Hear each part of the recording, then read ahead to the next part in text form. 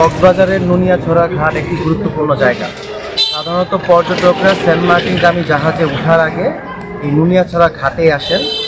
এবং সেখান থেকে আসলে তারা কক্সবাজারগামী জাহাজে উঠে তারপর সেন্ট মার্টিনে যান। কতিপয় বাস এবং পরিবহন সমিতির কিছু লোক এবং কতিপয় বাসের মালিকরা বা ড্রাইভাররা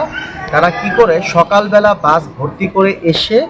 এইখানে যাত্রী নামায়, তারপর বাস এখানে রেখে চলে যায় এবং বিকেলবেলা আবার যাত্রী এসে নিয়ে যায়। কোনো ধরনের কোনো পার্কিং পারমিশন ছাড়া,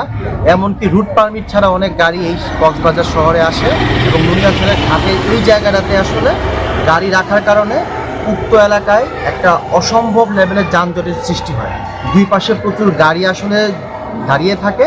যেই কারণে সাধারণ জনগণের আসলে ভোগান্তির সৃষ্টি হয় এবং সাধারণ জনগণের অভিযোগের ভিত্তিতেই আজকে কক্সবাজার জেলা প্রশাসন একটা অভিযান পরিচালনা করে